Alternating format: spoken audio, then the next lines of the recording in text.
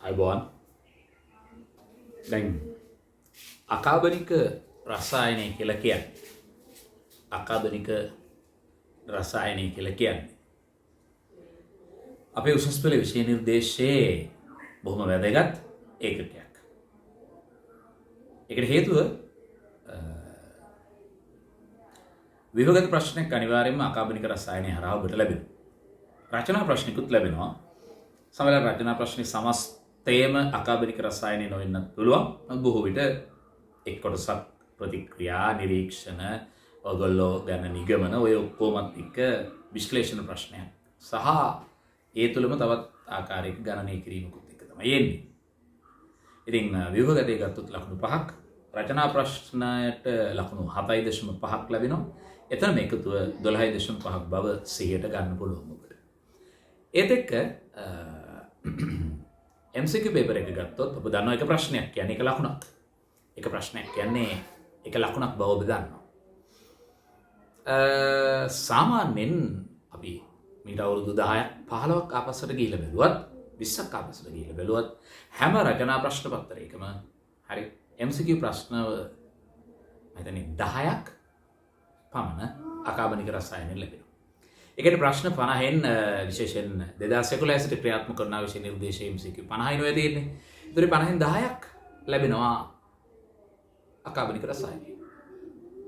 50න් 10ක් ලැබෙනවා අකාබනික රසායන. ඒ කියන්නේ කෙලිම ලකුණු 10ක්. හැබැයි 2019 අලුත් විෂය නිර්දේශයේ පැමිණීමත් එක්ක දැන් 11 අලුත් එකක් ඒකේ අලුත් එක 2019 ලැබෙනවනේ. ගිය අවුරුද්ද විතර අපිට මේ ප්‍රශ්න පත්‍රයක් තියෙන්නේ. ඒ ප්‍රශ්න පත්‍රය ඔබ හොඳට විශ්ලේෂණය කරොත් පෙනේවි. MCQ 5ක් හොට අඩු සංඛ්‍යාවක් තමයි අකාබනික රසායනයෙන් තියෙන්නේ. ඒකේ අවුරුද්දේ විශේෂයක් හෝ දිගින් දිගටම යන ආකෘතිය වෙන්නත් ඉඩ තියෙනවා. හැබැයි එහෙම වුණත් එතන MCQ 5ක් ආවොත් එතනත් ලකුණු 5ක්. ඒ කියන්නේ ආසන්න වශයෙන් විභාගයේදී ලකුණු 20ක පමණ ධාරිතාවයක් අකාබනික රසායනයෙන් ඔබට ලැබෙනවා. එනිසා මේක බොහොම වැදගත් පාඩමක්. හරි. එතන අකාබනික රසායනය යටතේ අකාබනික රසායනය යටතේ මොනවද අපි හදාරන්න ඕන? අකාබනික රසායනය යටතේ මොනවද හදාරන්න ඕන? ඒක ගැන අපි කතා කරන්න යන්නේ. අකාබනික රසායනය යටතේ මොනවද අපි හදාරන්න ඕන? ඒ ගැන අපි කතා කරන්න යන්නේ. ඔක්කොම කලින් අකාබනික සංයෝග කියන්නේ මොනවද? අකාබනික සංයෝග කියන්නේ මොනවද? මේ අකාබනික රසායනය කියන මාතෘකාව යටතේ inorganic compounds අකාබනික සංයෝග යනු කවරේද? අනද කියන අකාබනික සංයෝග යනු කවරේද? මෙන්න මේකේ කතාව. දැන් අපි ඔබට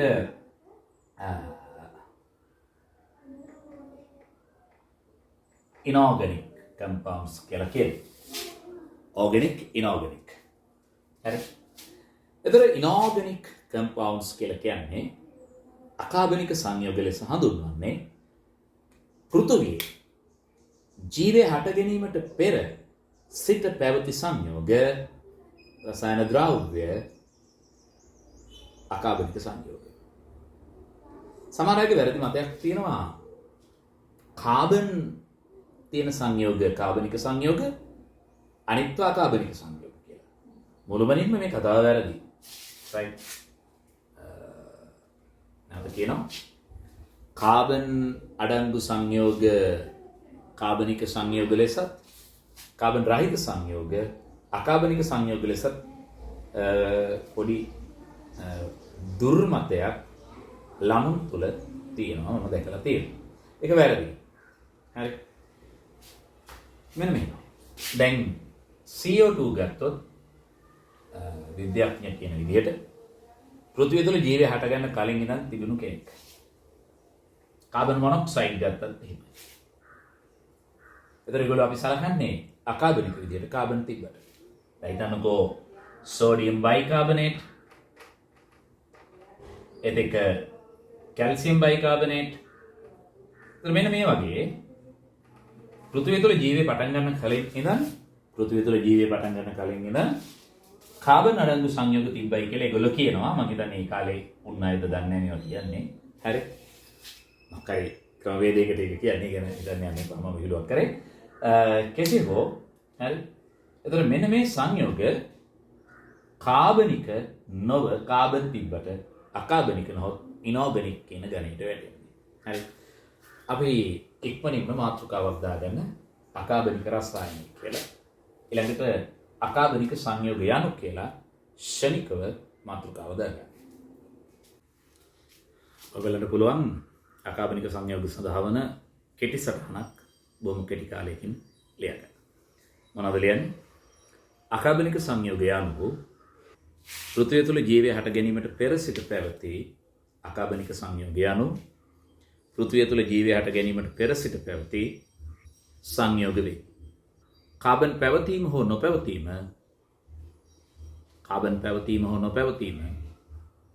මේ සඳහා අදාළ නොවේ. රයිට්.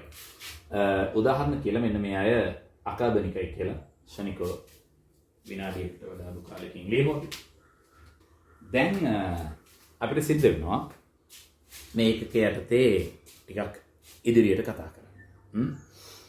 එතකොට මේකෙදී අපි ආවර්තාව වගුව යටතේ පවතින මූලද්‍රව්‍ය ගොනු තුනක් යටතට බෙදෙනවා.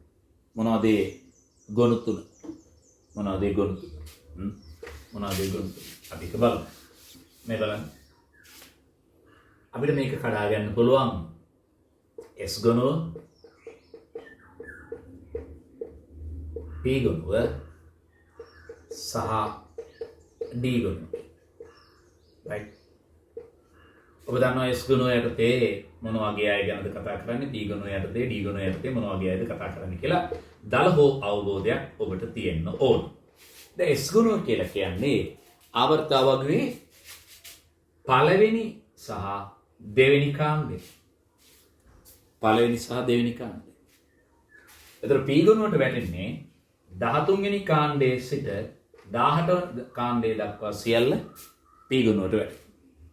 D ගුණය කියන්නේ හරි 3 වෙනි කාණ්ඩයේ සිට 12 වෙනි කාණ්ඩය දක්වා D ගුණයට වැටෙනවා. ඒතර ආවර්තව වගුව මෙන්න මේ ආකාරයට අපිට කැලි තුනකට කඩා ගන්න පුළුවන්. පළවෙනි කාණ්ඩය, දෙවෙනි කාණ්ඩය අපි ගන්නවා S ගුණය විදියට 13 ඉඳන් 18 දක්වා P ගුණය යටතට 3 සිට 2 12 දක්වා සමා වෙන්නේ. හරි. අපි සලකනවා D ගුණය විදියට. ඉක්මනින් මේක ලියන්න. ආවර්තව වගුවේ පවතින මූලද්‍රව්‍ය ඒවායේ ඉලෙක්ට්‍රෝන වින්‍යාස මත සලකා. S P D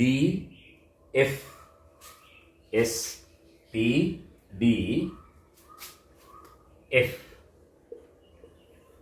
ලෙස ගොනු හතරකට වර්ගීකරණයට ලක් කෙරේ. right. දැන් ලියන්න කලින් චුට්ටක් අහගන්න. මම එතකොට F ගොනුව ගැන කතා කළේ නැහැ.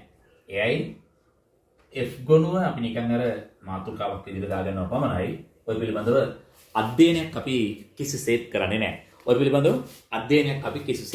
නැහැ.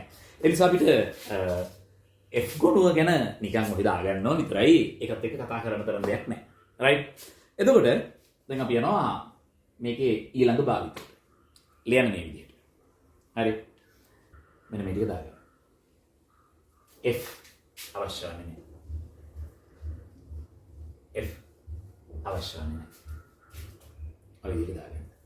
ලියන ගමන් ඔයගොල්ලෝ මතක් කරගන්න යම්කිසි මූලද්‍රව්‍යයක ඉලෙක්ට්‍රෝන වින්‍යාසය බලනකොට හරි අවසාන වශයෙන් ඒකට ඉලෙක්ට්‍රෝන පිරෙන්නේ S කියන උපශක්ති මට්ටමකට නම් අපි දන්නවා ඒගොල්ලෝ S ගුණයට අයිති වෙනවා. අවසාන වශයෙන් ඉලෙක්ට්‍රෝන පිරෙන්නේ P උපශක්ති මට්ටමකට නම් ඒගොල්ලෝ අපි P ගුණයට දානවා. අවසාන වශයෙන් ඉලෙක්ට්‍රෝන පිරෙන්නේ D උපශක්ති මට්ටමකට නම් D ගුණයට දානවා. මම දැන් ඔබගේ කාලය හොඳටම ප්‍රමාණවත් ඇති මේ ටික ලියාගන්න. මම නැවතත් කියනවා දැන් මේක YouTube වීඩියෝ එකක් නිසා මම බෝඩ් එකේ තියෙන දේවල් ලියාගන්න ලොකු වෙලාවක් ඔබට ලබා දෙන්නේ නැහැ. ඔබට වීඩියෝ එක හෝල්ඩ් කරලා නැත්නම් ස්ලෝ මොෂන් දාලා ස්පීඩ් එක අඩු කරලා බලන්න පුළුවන්. තව කෙනෙක්ට මේක වේගී මදි වගේ තේරෙනවා නම් හරි ස්පීඩ් අප් කරලා බලා ගන්න පුළුවන්. right. අපි මේකේ ඉදිරියට ඇදෙනවා. මේක ඉස්සෙල්ලාම අපි කතා කරන්න යන්නේ S ගුණුව ගැන. S ගුණුව ගැන. right? S ගුණුව ගැන. ඔයගොල්ලෝ මාත් එක්කම මාතෘකාවක් දාගන්න S ගුණුව කියලා. එතකොට ඔබ දන්නවා ආවර්තතාව වර්ගයේ පළමු සහ දෙවන කාණ්ඩ S ගුණුවට අයිති වෙනවා. ක්ලියර්? S ගුණුව කියලා මාතෘකාව දැම්ම ඉක්මනින් ලියනවා. ආවර්තතාව වර්ගයේ පළමු සහ දෙවන කාණ්ඩ S ගුණුවට අයිති වෙනවා. ආවර්තතාව වර්ගයේ පළමු සහ දෙවන කාණ්ඩ S ගුණුවට අයිති වෙනවා. ආවර්තතාව වර්ගයේ පළමු සහ දෙවන කාණ්ඩ S ගුණුවට අයිති වෙනවා. හරි. දැන් ඔබ දන්නවා පළවෙනි කාණ්ඩයේ පොදු ඉලෙක්ට්‍රෝන වින්‍යාසය NS1. එහි අවසාන වශයෙන් ඉලෙක්ට්‍රෝන පිරෙන්නේ S උපශක්ති මට්ටමකට S1 ඉලෙක්ට්‍රෝන වින්‍යාසය යට තියෙනවා. එතකොට දෙවන කාණ්ඩයේ පොදු ඉලෙක්ට්‍රෝන වින්‍යාසය NS2. එතකොට S උපශක්ති මට්ටමකට එක ඉලෙක්ට්‍රෝන පිරෙනවා. හැබැයි ඉලෙක්ට්‍රෝන දෙකක් තියෙනවා. එතකොට මේ විදිහට ගියාම හරි ඔබ දන්නවා S ගුණය කියන්නේ මොකක්ද කියලා. හරි. ලියන්න මේ විදිහට. යම්කිසි මූල ද්‍රව්‍යයක ඉලෙක්ට්‍රෝන වින්‍යාසය මත යම්කිසි මූල ද්‍රව්‍යයක ඉලෙක්ට්‍රෝන වින්‍යාසය මත අවසාන වශයෙන් ඉලෙක්ට්‍රෝන පිරෙනුයේ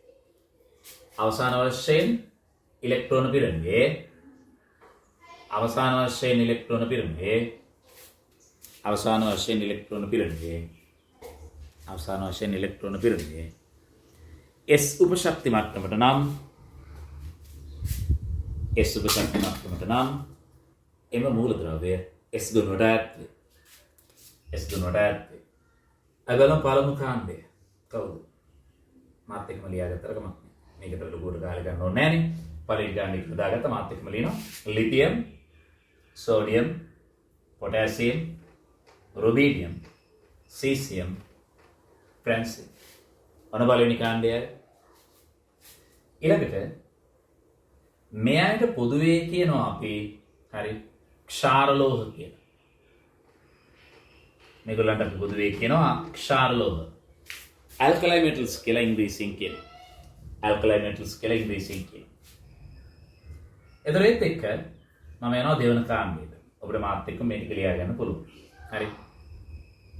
දැන් මේ ප්‍රැන්සියම් දැම්මට පුතා ප්‍රැන්සියම් වලට මම ස්ටාර් මාක් එකක් දානවා. ඒක විකිරණශීලී. ඔක ස්ථායි සංයෝජ හදන්නේ නැහැ. හරි. මම යනවා දෙවන කාණ්ඩයට. දෙවනි කාණ්ඩයට. මේගොල්ලන් අපි හඳුන්වන්නේ සුද්ධ හඳුන්වන්නේ earth alkali metals කියලා. ඒද අපි සිංහලෙන් මේකට කියනවා ක්ෂාර පාංශලෝහ කියලා. මොනවා කියලාද කියන්නේ? ක්ෂාර පාංශලෝහ කියලා. මේගොල්ලන් අපි කියනවා ක්ෂාර පාංශලෝහ කියලා. right. කවුද ක්ෂාර පාංශලෝහ? beryllium, magnesium, calcium, strontium, barium සහ කවුද? රේඩියම්. මොකද වැඩක් නෑ රේඩියම් විකිරණශීලී මූල ද්‍රව්‍යයක්. ස්ථායි සංයෝග වලට ඉන්නේ නැහැ. දැන් උතනත් තව පොඩි දෙයක් මට කියන්න තියෙනවා. මොකද පළවෙනි කාණ්ඩේ ලිතියම් ගත්තාම ධර්මක වෙනස් ගුණ වෙනවා. ලිතියම් හරියට මැග්නීසියම්ගේ ගුණ වලට සමානයි. ඔක සමහරව විකර්ණ සම්බන්ධතාව කියලා එමත් කියනවා. හරි. අවශ්‍ය කෙනෙක්ට අවශ්‍ය නම් තමුන්ට හිතෙනවා නම් අවශ්‍යයි කියලා එහෙම පොඩි නෝට් එකක් යටින් දාගන්න පුළුවන්. පළවෙනි කාණ්ඩේ ලිතියම් තරමක අපගමනයක් වෙන්නේ. එය මැග්නීසියම්ගේ ගුණවලට බොහෝ දුරට සමානයි. right. ඒත් එක්ක මම දෙවෙනි කාණ්ඩේ පළවෙනි සමාජිකයා බෙරිලියම් ගැන කියනවා. බෙරිලියම් ඇවිල්ලා හොඳ ලෝහයක් නෙමෙයි. ඒක ඇවිල්ලා උදේගුණික ලෝහයක්. ඒ කියන්නේ මේක ලෝහයක්. නමුත් උදේගුණික ලෝහයක්. නමුත් උදේගුණික ලෝහයක්. ඒ කියන්නේ මේකේ අලෝහ ලක්ෂණ තියෙනවා. නමුත් ලෝහයක්. ඒ කියන්නේ පැහැදිලිව මේක ලෝහයක්. ඒක හඳුනගන්න පුළුවන්. හැබැයි අලෝහ ගුණක් තියෙනවා. අපි දන්නවා ඕනෑම පිරිමියෙක් සතුව කාන්තා ලක්ෂණ තියෙනවා. ඒක වෙන්න ඕන. මොකද පිරිමියෙක් සහ ගෑණියෙක්ගේ වර්ණ දේහ ලිංග වර්ණ දේහ වල වෙනසකුත් තියෙනවා. ඒතර කාන්තාවගේ තියෙන්නේ YY වර්ණ දේහ කියලා තමයි කියන්නේ. ඉතින් මම දන්න විදිහ මම හොයාගෙන නැහැ. ඔය කියන විදිහට. හැබැයි පිරිමියෙක් XY කියන වර්ණ දේහ නේද? ඒතර Y කියන එක තාත්තගෙන් ආවට X කියන එක එන්නේ අම්මගෙන්. ඒතර ඕනම පිරිමියෙක් සතුව කාන්තා ලක්ෂණ තියෙනවා. නමුත් ඔහු පිරිමියෙක් කියලා හඳුනගන්න පුළුවන්. එතකොට බෙරලියම් වගේ උභයගුණික ලෝහත් ඒවා ලෝහ හැබැයි පොඩි කාන්තා ලක්ෂණ තියෙනවා. හරි. වයි කවුරුත් නැහැ. දැන් මේගොල්ලෝ ඇවිල්ලා වයි වගේ බඩු. නෑ ඉන්නේ. මුත්ත ලෝහ. බෙරලියම් මේව නෙමෙයි උභයගුණික ලෝහය. හරි. පැහැදිලිද මං කියපුවේ? දැන් එතකොට මේ උභයගුණික ලෝහත් එක්ක දැන් මෙතනට අදාළ නොවන වෙනත් කාරණාවක් ගැන මම කියන්නේ. දැන් මේවට අපි කියන්නේ ඇම්පියෝටරික් මෙටල්ස්. ඇම්පියෝටරික් මෙටල්ස්. තව තියෙනවා මෙටලොයිඩ්ස් කියලා જાතියක්. ලෝහ කියලා සිංහලෙන් කියනවා. මෙටලොයිඩ්ස්. දැන් ලෝහ වල වැඩේ තියෙන්නේ මෙටලොයිඩ්ස් වල වැඩේ තියෙන්නේ මෙටල්ද නන් මෙටල්ද කියලා නැත්නම් ලෝහද අලෝහද කියලා හොයන්න බෑ. සමහර අය ඉන්නේ එහෙම. හොයන්න බෑ. කවුද කියලා හොයාගන්න බෑ. දැන් ගිය අවුරුද්දේ මීට අවුරුද්දකට කලින් මම මේ පාඩම කරා නම් හරි මට ආණ්ඩුවේ උදාහරණ ගොඩක් ගන්න තිබ්බා. අද වෙනකොට තියෙන දෙයක් කරගන්න විදියක් නෑ. ඉතින් පසුගිය ආණ්ඩුවේට මුකුත් නොකියයි මොනේද? දැන් අයටත් කියන දේවල් තියෙනවා. පස්සේ කිවි. ඔන්න කතාව. හරි. ඔබ මාත් එක්ක මේ ටික ලියාගෙන ඇති. මෙයා උභයගුණික ලෝහ කියලා දාගත්තේ නැත්නම් ශනිකව දාගන්න. මේකේ ඊළඟ භාවිතයට යන්න ඕන නිසා. ඔබට පැහැදිලි ඇති S ගුණයට වැටෙන්නේ කොයි වගේ අයද කියලා. හරි. S ගුණයට වැටෙන්නේ පළවෙනි කාණ්ඩය සහ දෙවෙනි කාණ්ඩය. තමයි S ගුණයට වැටෙන්නේ පළවෙනි කාණ්ඩය සහ දෙවෙනි කාණ්ඩය. එතකොට අපි මේකේ ඉක්මනින් අනුමාත්‍රිකාවක් දාගමු. පළමු කාණ්ඩයේ රසායනය. S ගුණය යටතේ පළමු කාණ්ඩයේ රසායනය. right. එතකොට මේ මම වගේම පළවෙනි කාණ්ඩය කියලා දාගන්න. පළමු කාණ්ඩයේ රසායනය. දැන් පළවෙනි කාණ්ඩයේ මූලද්‍රව්‍ය වල යම්කිසි පොදු තොරතුරු ටිකක් අපි ඔක්කොටම කලින් දැනගන්න ඕනේ. ලියන්නකෝ. පළමු කාණ්ඩයේ මූලද්‍රව්‍ය වල මූලික ලක්ෂණ සමූහයක් පහත වගුවේ පරිදි වේ. මූලික ලක්ෂණ සමූහයක් පහත වගුවේ පරිදි වේ. පහත වගුවේ පරිදි වේ. දැන් ඔබ මොකද කරන්නේ? මේ වගුව ඉක්මනින් ලියා ගන්න බලන්න. මේ බලන්න ලිතියම්, සෝඩියම්, පොටෑසියම්, රුබීඩියම්, සීසියම්. මුලින්ම ඔබ දාලා තියෙනවා ලෝහක අරය. ඊළඟට අයනීකාරය M+ කියන කැට ආයනය. ඒ කියන්නේ පළවෙනි කාණ්ඩය නිසා ඒක සංයුජයි සෝඩියම් ප්ලස් පොටෑසියම් ප්ලස් වගේ එක සංයුජ කැට ආයනයක් තමයි මේකෙදී හැදෙන්නේ. ඔන්න දෙවෙනි එක තුන්වෙනි එක වශයෙන් ද්‍රවාංකයේ සෙල්සියස් වලින් අපිට මෙතන කියන්න පුදුනා පිකෝමීටර්ස් වලින් මේ ආරයන් කතා කරන්නේ. පිකෝමීටර්ස් කියන්නේ 10 වෙන 12යි බව ඔබ දන්නවා. ඊළඟට මෙන්න ෆස්ට් අයනයිසේෂන් එනර්ජි පළමු අයනීකරණ ශක්තිය මෙන්න දෙවන අයනීකරණ ශක්තිය. ඒතර ඔබට සිද්ධ වෙනවා මෙන්න මේ තොරතුරු ටික ඉක්මනින් ලියා ගන්න. ඒතර ලෝහකාරය පිකෝමීටර්ස් වලින් 152 180 231 244 262 අයනීකාරය sodium lithium plus sodium plus potassium plus rubidium plus caesium plus ගේ 60 95 133 148 ආදී ලෙස දීලා තියෙනවා. ද්‍රවාංක ක්‍රමයෙන් අඩු වෙන බව පේනවා සෙල්සියස් වලින්. ඊළඟට පළවෙනි අයනීකරණ ශක්තිය මෙන්න ක්‍රමක්‍රමයෙන් අඩු වෙගෙන යන බව පේනවා. දෙවන අයනීකරණ ශක්තිය ගත්තත් ඒ ආකාරයෙන්ම අඩු වෙගෙන යන බවක් පේන්න තියෙනවා. ඉක්මනින් මේ ටික දාගන්න. හරි. මම හිතන්නේ ඔබට ලැබෙන කාලය පිළිබඳව කියනවා නම් බොහොම පොඩි කාලයක් මේ සඳහා ලබා දෙන්නම්. වීඩියෝව නතර කර ඔබට මේ ටික ලියා ගන්නත් පුළුවන්කම තියෙන නිසා මම මෙතනින් ඔබට මේ සඳහා ලබා දෙන කාලය අවසන් කරනවා. ඔබට පුළුවනි වීඩියෝ ස්ටොප් කරලා මේක බලන්න. හරි. මම හිතන්නේ මේ ටික පැහැදිලියි. දැන් ඔබ ඍජුව මෙතනදී ගන්න ඕන දේවල් ටිකක් මේක අනිවාර්යයෙන්ම ගන්න ඕන සහ මේක ගිරව තියෙන්නත් ඕන. හරි. කරන්න දෙයක් නැහැ. මේකෙදි ගිරව තියෙන්නත් ඕන. බලන්න මූලිකම දේ. මේ හරහට කියලා කිව්වට ඉතින් මේක කාණ්ඩේ 15ටනේ. ලිතියම්, සෝඩියම්, පොටෑසියම්, රුබිඩියම්, සීසියම් ක්‍රමක්‍රමයෙන් කාණ්ඩේ 15ට. හරි. එතකොට ඔබට පේනවා ලෝහකාරය ක්‍රමක්‍රමයෙන් වැඩි වෙනවා. මේකට හේතුව ඊටාම සරලයි. ඔබ සියලු දෙනා දන්නවා මේකට හේතුව. මොකක්ද හේතුව? ලිතියම්ට වඩා සෝඩියම්ගේ ශක්ති මට්ටමක් වැඩි. පොටෑසියම්ගේ තවත් ශක්ති මට්ටමක් වැඩි. රුබීඩියම්ගේ තවත් ශක්ති මට්ටමක් වැඩි. සීසියම්ගේ තවත් ශක්ති මට්ටමක් වැඩි.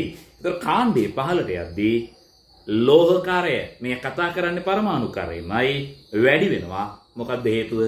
ඉලෙක්ට්‍රෝන වින්‍යාසයේ මත ශක්ති මට්ටමක් වැඩි වෙන නිසා. ඉක්මනින් ලියන්න. ඉහත වගුව පරීක්ෂා කිරීමෙන් පහත මූලික නිගමනවලට එළඹිය හැකියි. පහත මූලික නිගමනවලට එළඹිය හැකියි. එක කියලා ගන්න. එක කියන එක දාන්න කලින් මේකත් මම ඒ වගේම කතා කරලා ඉන්නවා. ඔබට පේනවා ආයනිකාරය. ඒකත් ඒ වගේමයි. දැන් මේ ආයනිකාරය යටතේ කවුද මේ ඉන්නේ? මෙතන ඉන්නේ කවුද? Lithium plus. මේ කවුද? Sodium plus. මේ ඉන්නේ කවුද? Potassium plus. රුබීඩියම් plus. Caesium plus. ඒතර හැමෝම එකම ආකෘතිය. හැමෝම එකම ආකෘතිය. ලිතියම් ප්ලස් හීලියම් වගේ. සෝඩියම් ප්ලස් නියොන් වගේ. ආදී ලෙස. හරි. දැන් මේ හැමෝටම තියෙන පොදු ඉලෙක්ට්‍රෝන වින්‍යාසය. නම් ලිතියම් ප්ලස් වඩා සෝඩියම් ප්ලස් ගේ ශක්ති මට්ටමක් වැඩි, පොටෑසියම් ප්ලස් ගේ තවත් වැඩි, රුබීඩියම් ප්ලස් ගේ තවත් වැඩි, සීසියම් ප්ලස් ගේ තවත් වැඩි. ලිතියම් වඩා සෝඩියම් ගේ ශක්ති මට්ටමක් වැඩි, පොටෑසියම් ගේ වැඩි, රුබීඩියම් ගේ වැඩි, සීසියම් ගේ වැඩි. ලෝහ කරේනොත් පරමාණු කරේ වැඩි වෙනවා. ලිතියම් ප්ලස් වඩා සෝඩියම් ප්ලස් ගේ, සෝඩියම් ප්ලස් වඩා K ප්ලස් ගේ, K ප්ලස් වඩා රුබීඩියම් ප්ලස් ගේ, සීසියම් ප්ලස් ගේ එනෙන ශක්ති මට්ටම ගාන වැඩි වෙනවා. එවිට අරයන් වැඩි වෙනවා. දැන් මොකද මේක පැහැදිලි? එක කරුණකට මේක කැටි කරගන්න පුළුවන්. මෙන්න මේ දෙකම. මොකද්ද? මේක මතක තියෙන්න ඕන. පළවෙනි කාණ්ඩේ පහළට යනකොට S ගුණයේ පළවෙනි කාණ්ඩේ පහළට යනකොට ලෝහකාරය, වරණතුළු පරමාණුකාරය සහ කැටායනේ නැත්නම් අයනීකාරය යන දෙකම වැඩි වෙනවා. මොකද්ද හේතුව? කාණ්ඩේ පහළට ශක්ති මට්ටම එක ගානේ වැඩි වෙනවා. ඒ නිසා ලෝහකාරයනොත් පරමාණුකාරයක් වැඩි වෙනවා.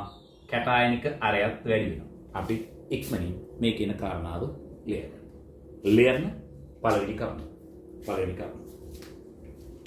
අපි කිව්වා වෙන්න ඕන කලින් මෙම දත්තයන් මත පහත නිගමන වලට එළඹිය හැකියි. මෙන්න පළවෙනි නිගමනය.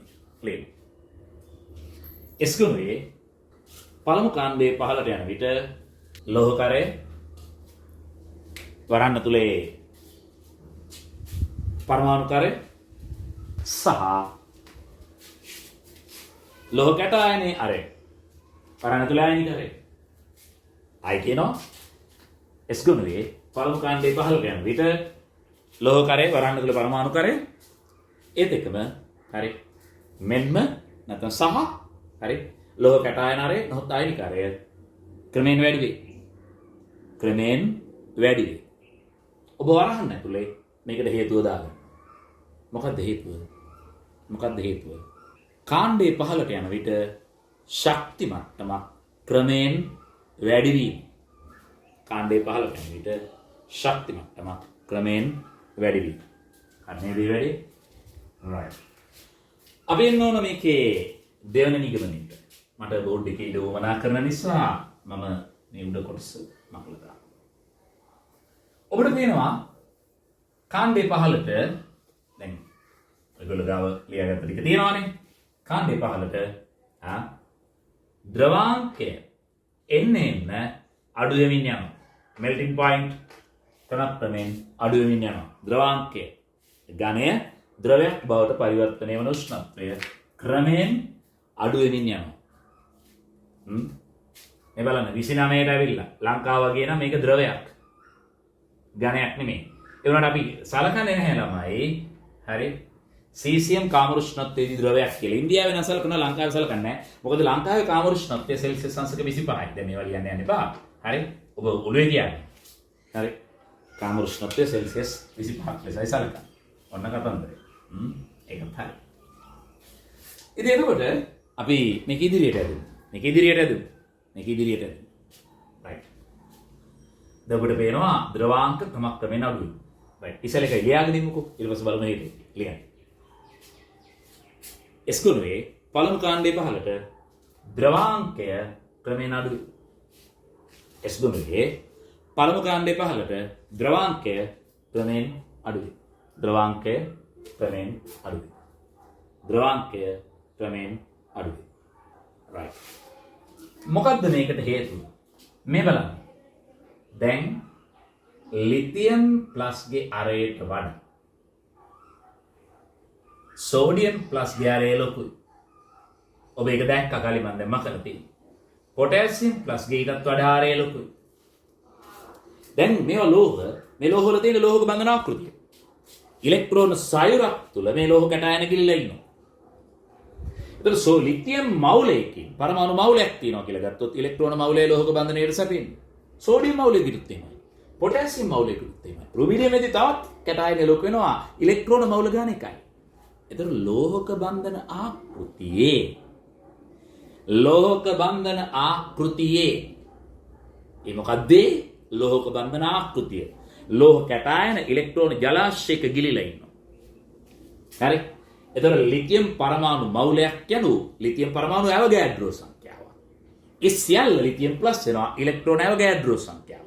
සෝඩියම් පරමාණු මවුලයක් කියන්නේ සෝඩියම් පරමාණු ඇවගෑඩ්‍රෝ සංඛ්‍යාවක්. ඒ සියල්ල ආයන වෙද්දී ඉලෙක්ට්‍රෝන ඇවගෑඩ්‍රෝ සංඛ්‍යාවක්. ඒක ලිතියම් මවුලයක ඉලෙක්ට්‍රෝන මවුලයකයි. සෝඩියම් ගෙත් එහෙමයි, පොටෑසියම් ගෙත් එහෙමයි. ඒතකොට මෙහෙම කාණ්ඩේ පහළට යන්න දැන් මම හරහට අඳින්නේ බෝඩ් එකේ ලියාගෙන තියෙන විදිහට නම් මේ කාණ්ඩේ පහළට ඉතින් එක හා සමාන ලෝහ මවුල ප්‍රමාණයක එක මවුලයක් කියලා ගමුකෝ.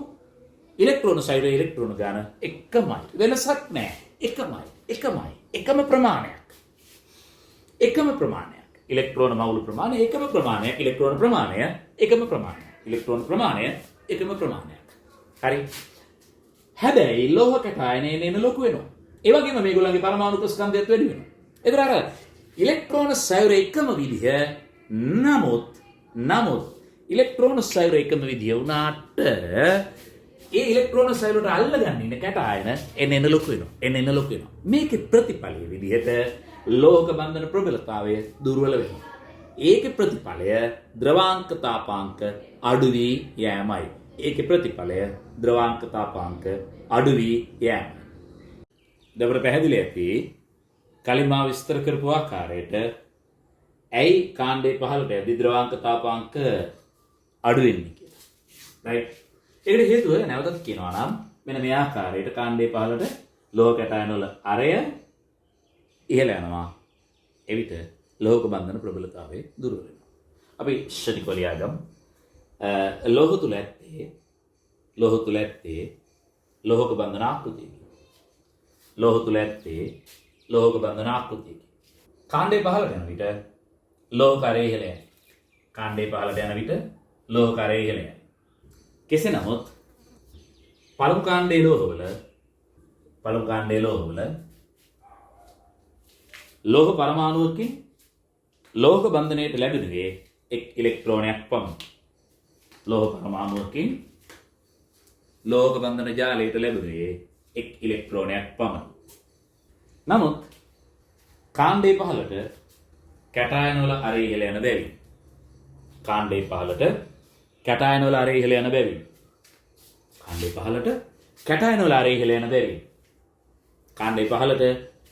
අරය ඉහළ යන බැවින් ලෝහක බන්ධන ප්‍රබලතාවය දුර්වල වී ලෝහක බන්ධන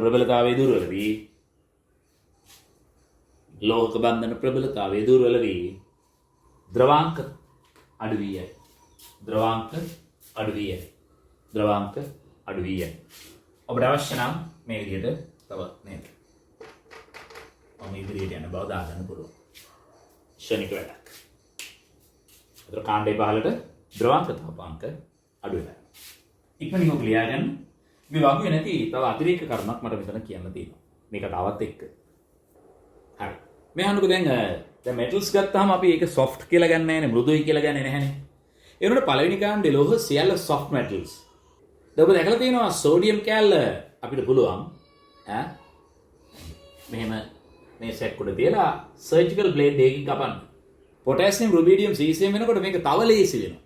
يعني අර මෘදු ගතිය එන්න වැඩි වෙනවා. එතකොට මේ පළවෙනි කාණ්ඩේ ලෝහ අපි සලකන්නේ සාමාන්‍ය මෘදු ලෝහ කියලා. ඒක හයිය නැහැ. අපි දකින යකඩ වගේ වෙනත් ලෝහ වගේ ඇලුමිනියම් වගේ විවිධ මොනවාද ලෝහමය සම්ධාරණයක් සහිත කටයුතු වලට යොදා ගන්න බෑ. හැබැයි මේගොල්ලෝ හොඳම ලෝහ. අපි ඒ ගැන වෙනම කතා කරමු. හොඳම ලෝහ. හැබැයි මනාවත කියනවා මේ අයගේ අර අපි දකින ලෝහවල තියෙන හાર્ඩ්නස් ගතිය නැහැ. දෘඪ බව නැහැ. කාණ්ඩේ පහළට යන්න ලෝහක බන්ධන ප්‍රබලතාවයේ දුර්වල වෙන නිසා එන්න මෘදු බව වැඩි වෙනවා. ඒකත් පොඩ්ඩක් ඔතනින් කොහොම ලියාගෙන තරුවක් දාලා S ගුණයේ පළමු කාණ්ඩයේ ලෝහ මෘදු ලෝහ ලෙස හැඳින්වේ. S ගුණයේ පළමු කාණ්ඩයේ ලෝහ මෘදු ලෝහ ලෙස හැඳින්වේ. S ගුණයේ පළමු කාණ්ඩයේ ලෝහ මෘදු ලෝහ ලෙස හැඳින්වේ. S ගුණයේ පළමු කාණ්ඩයේ ලෝහ මෘදු ලෝහ ලෙස හැඳින්වේ. කාණ්ඩේ පහළට ගමන් කරන විට ලෝහක බන්ධන ප්‍රබලතාවයේ දුර්වල වන නිසා කාණ්ඩේ පහළට ගමන් කරන විට ලෝහක බන්ධන ප්‍රබලතාවයේ දුර්වල වන නිසා එම මෘදු ගතිය තව දුරටත් ඉහළ යයි. නැත්නම් මෘදු බව වැඩි වේ. එම මෘදු බව ඉහළ යයි. කාණ්ඩේ පහළට මොකද වෙන්නේ? ලෝහවල මෘදු බව වැඩි වෙනවා. හරි. මේ soft metals එක එන්න වැඩි වෙනවා කාණ්ඩේ පහළට. right. ඒකත් හරි. එතකොට අපි මේ වගේ දීලා තියෙන මේ වගුව මතක තියාගන්න මම ගත්තේ රිසෝස් බුක් එකෙන්. දැන් මම මේ සියල්ල උගන්වන්නේ රිසෝස් බුක් එකට අදාළව. හරි. රිසෝස් බුක් එකට අදාළව උගන්වන්නේ රිසෝස් බුක් එකෙන් මම ගත්තේ මේ වගුව. හරි. එතකොට මම මේකේ පළවෙනි ආයනීකරණ ශක්තිය සහ දෙවන ආයනීකරණ ශක්තිය කියන මෙන්න මේක මකා ගන්න ඔයගොල්ලෝ ගාව ඔබ තියෙනවා. මේ අගයන් වලින් මට ලොකු වැදගත්කමක් නැහැ. ඒ කියන්නේ විස්තරේ පැහැදිලි කරන්න. ඔබ දකිනවා ඔයගොල්ලෝ ගාව තියෙන වගුව අරගෙන බැලුවොත් හරි ලිතියම්ට වඩා සෝඩියම්ගේ පළවෙනි ආයනීකරණ ශක්තිය අඩු වෙලා තියෙනවා. පොටෑසියම්ගේ තවත් අඩු වෙනවා. රුබීඩියම්ගේ තවත් අඩු වෙනවා. හරි සීසියම්ගේ තවත් අඩු වෙනවා. පළවෙනි ආයනීකරණ ශක්තිය වගේම දෙවන ආයනීකරණ ශක්තිය කාණ්ඩේ පහළට එන්නේ අඩු වෙනවා. ඔකට හේතුව ඔබ දන්නවා. ඔකට හේතුව ඔබ දන්නවා. මොකක්ද? කාණ්ඩේ පහළට යන්න කාණ්ඩේ පහළට යන්න ශක්ති මට්ටමක් වැඩි වෙනවා. ශක්ති මට්ටමක් වැඩි වෙද්දී අවසාන ශක්ති මට්ටමේ ඉලෙක්ට්‍රෝන වෙත න්‍යෂ්ටිය යොදනු ලබන ආකර්ෂණ බල නැතොත් අපි කියන සබල න්‍යෂ්ටික ආරෝපණය කියන එක දුර්වල වෙලා සබල න්‍යෂ්ටික ආරෝපණය කියන එක දුර්වල වෙලා මොකද වෙන්නේ? ඉලෙක්ට්‍රෝනයක් ඉවත් කිරීම පහසු වෙනවා. ඉලෙක්ට්‍රෝනයක් ඉවත් කිරීම පහසු වෙනවා. ඔන්න කතන්දරේ. රයිට්. අන්තිම ලක්ෂණය ලියා ගන්නවා. අන්තිම නෙමෙයි තව තියෙන අපිට කතා කරන්නේ. හරි. මම රිසෝස් බුක් එකේ තියෙන දේවල් වලට තව ටිකක් දේවල් එකතු කරලා යනවා. රිසෝස් බුක් එකේ මෙච්චරයි තියෙන්නේ. නමුත් මම එතනින් එහාට තව දේවල් ටිකක් එකතු කරනවා. ලියන මේ විදිහට.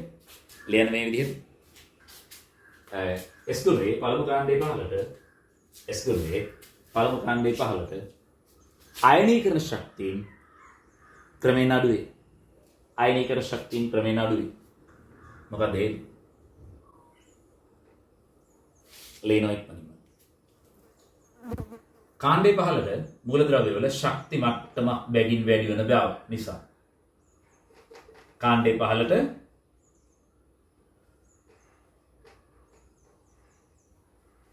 මූලද්‍රව්‍ය වල ශක්ති මට්ටමක් බැගින් සමහරවිට වැඩි වෙන නිසා ශක්ති මට්ටමක් බැගින් වැඩි වෙන නිසා සඵල න්‍යෂ්ටික ආරෝපණය effective nuclear charge ඒක මීට කලින් තිබුණු පාඩමක කොටසක්. සඵල න්‍යෂ්ටික ආරෝපණය දුර්වල වෙන නිසා ඉලෙක්ට්‍රෝනයක් ඉවත් කිරීම වඩාත් පහසු වෙයි. සඵල න්‍යෂ්ටික ආරෝපණය. ඒ කියන්නේ න්‍යෂ්ටිය මගින් අවසාන ශක්ති මට්ටමේ ඉලෙක්ට්‍රෝන වෙත යොදනු ලබන ආකර්ෂණය. සඵල න්‍යෂ්ටික ආකර්ෂණය. නැත්නම් ආරෝපණය. effective nuclear charge කියලා කියනවා. සඵල න්‍යෂ්ටික ආරෝපණය අඩු වෙන නිසා ඉලෙක්ට්‍රෝනයක් ඉවත් කිරීමට වරණ ඇතුලේ අයනීකරණයට ලබා දිය යුතු ශක්තිය අඩු වේ. ඉලෙක්ට්‍රෝනයක් ඉවත් කිරීමට වරණ ඇතුලේ අයනීකරණයට ලබා දිය යුතු ශක්තිය අඩු වේ. ඕන්න එක තන්දරේ. හරි. දැන් තව ලක්ෂණ දෙනවා කතා කරන්න. ඔබට තේරෙන්න ඕන මේගොල්ලෝ ලෝහ. ලෝහ කියන්නේ පට්ට ලෝහ. හොඳ ලෝහ තමයි පළවෙනි කාණ්ඩේ තියෙන්නේ. මේගොල්ලන් තමයි හොඳ ලෝහ තියෙන්නේ. හරි. මේගොල්ලන් තමයි හොඳ ලෝහ තියෙන්නේ. ඔබ දකින්නවා දැන් දකින්න කලින් සමා වෙන්න මට මෙහෙම දෙයක් කියන්න ඕන. මොකද්ද? ලෝහයක් කියන්නේ මොකක්ද? ලෝහයක් කියන්නේ පුතා හරි. මෙන්න මේ වගේ කෙනෙක්. අංක 1 එහි ලෝහක බන්ධන ආකෘතියක් තියෙනවා.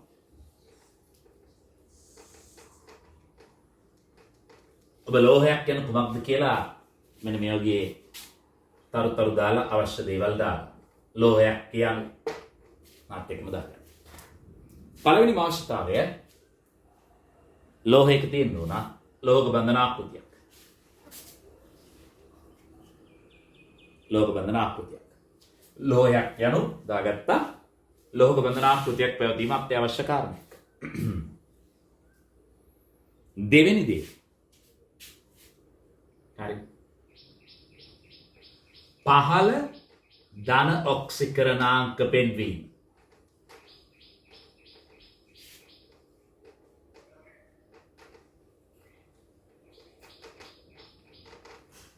පහළ ධන ඔක්සිකරණාංක පෙන්වීම. ඒ කියන්නේ ලෝහයක් පෙන්වන්න ඕන හොඳම ඔක්සිකරණාංකය ධන 1. දැන් ධන 2 වෙනකොට ලෝහ ගුණ අඩු වෙනවා. ඒතර හොඳම ලෝහ ධන 1යි. ධන 3 වෙද්දි තවත් ලෝහ ගුණ අඩු වෙනවා. ධන 4 වෙද්දි තවත් ලෝහ ගුණ අඩු වෙනවා. ඒ සමහර අයට ඕක කොහොම නොහිතෙන්න ඉඩ තියෙනවා ධන වැඩි වෙන්න ලෝහ ගුණ වැඩි වෙයි වගේ හිතෙනවා.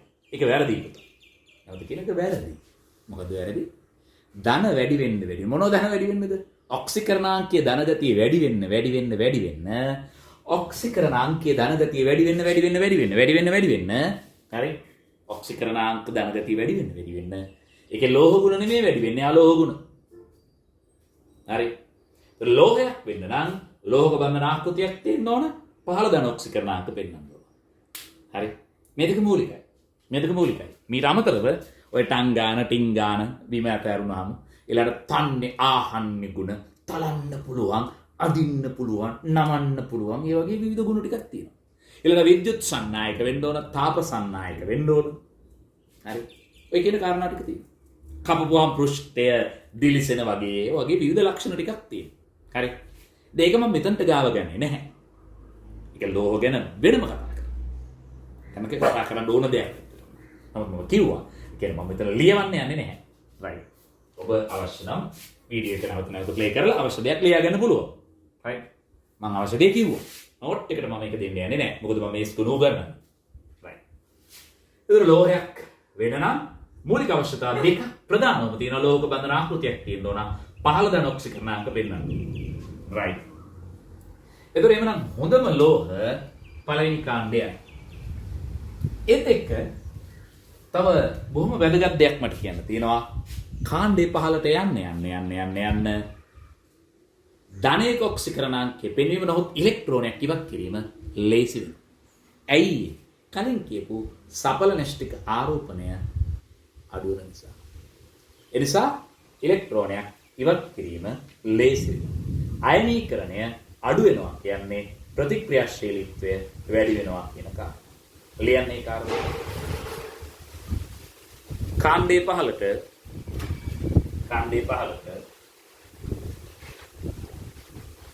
පළමු අයනීකරණ ශක්තිය දුර්වල වන නිසා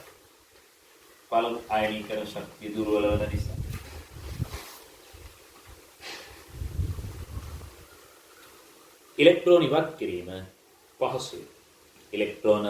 ඉවත් කිරීම පහසුයි. එනම්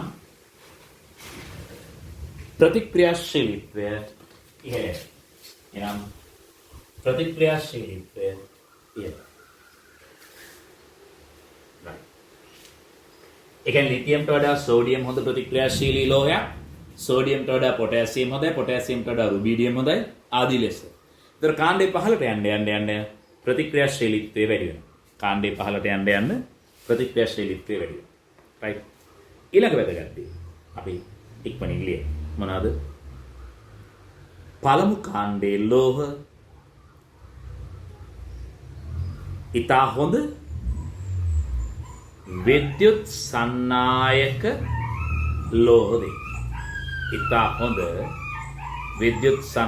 ලෝහ වේ.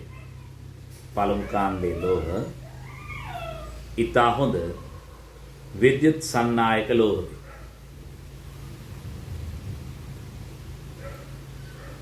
ඊළඟ කාරණා මනාවද කියනවා පළමු කාණ්ඩයේ ලෝහ ඉතා හොඳ විද්‍යුත් සන්නායක ලෝහද. ඊළඟ කාරණාව පළවෙනි කාණ්ඩයේ ලෝහ ඉතා හොඳ විද්‍යුත් සන්නායක වේ. මෙහෙම කරද්දී ලීලෙවර කරන්න පුළුවන්. පළවෙනි කාණ්ඩයේ ලෝහ ඉතා හොඳ විද්‍යුත් සන්නායක වේ. right. ඊළඟ කාරණාව ශනිකව ලියන්න.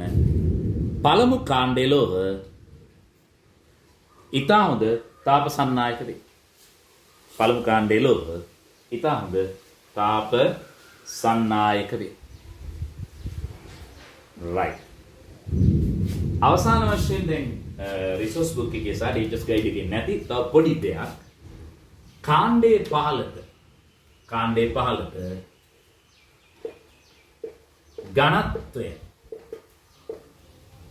ඝනත්වය වැඩි වේ.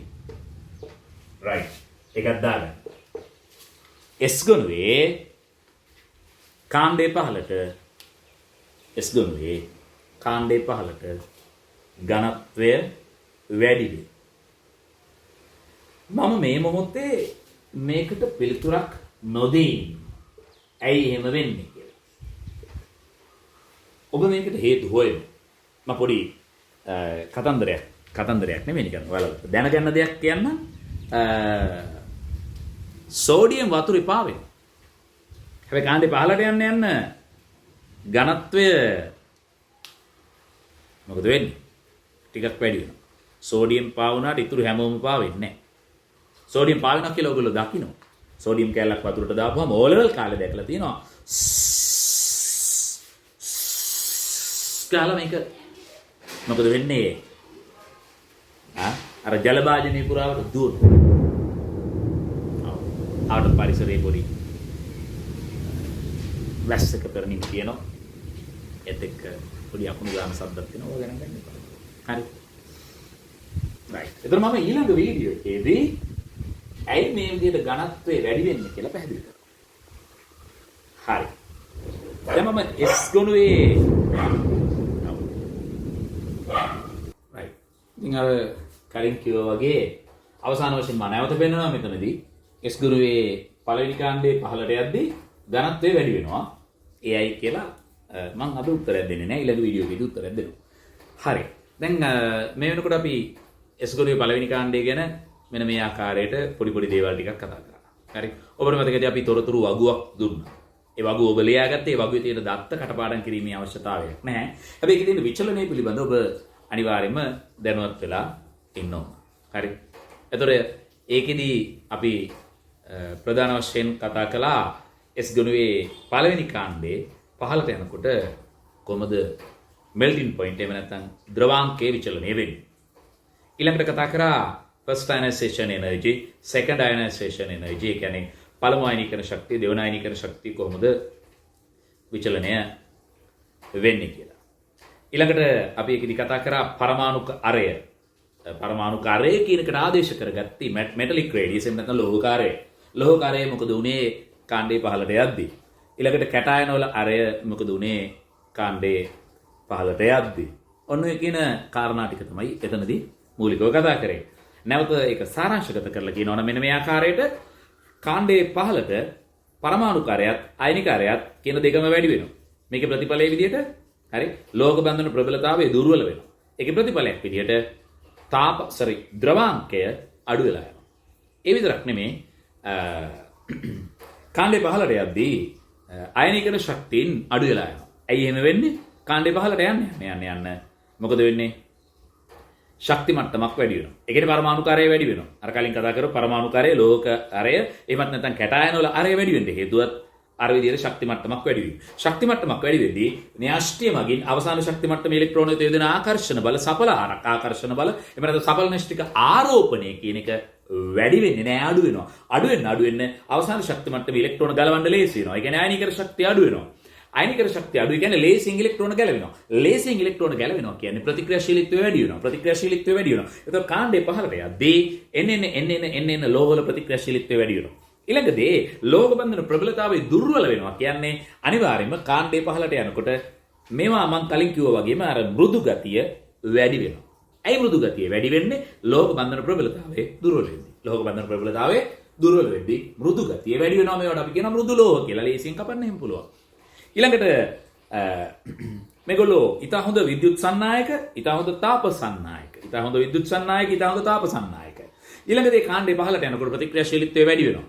කාණ්ඩේ පහළට යන්න ප්‍රතික්‍රියාශීලීත්වය වැඩි වෙනවා. ප්‍රතික්‍රියාශීලීත්වය වැඩි වෙනවා. ඒතර ඒත් එක්කම අවසාන වශයෙන් අපි කිව්වා ඝනත්වය වැඩි වෙනවා. මම ඒකට උත්තර දුන්නේ නැහැ. හේතුව දුන්නේ නැහැ. right. එමනම් S ගුණයේ පළවෙනි කාණ්ඩයේ යටතේ පළවෙනි පාඩම ඉවරයි. ඒතර ඊළඟ පාඩමේදී අපි S ගුණයේ ලෝහවල ප්‍රතික්‍රියා සහ S ගුණයේ පළවෙනි කාණ්ඩයේ ලෝහවල ප්‍රතික්‍රියා සහ පළවෙනි කාණ්ඩයේ ලෝහ ලවණවල තාප වියෝජනය කියන කොටස ආවරණය වෙනවා ඒ කොටසදී. ඊළඟ පාඩමේදී අපි බොහෝ දුරට S ගුණය අවසන් කරනවා. හරි? S ගුණය අවසන් කරනවා.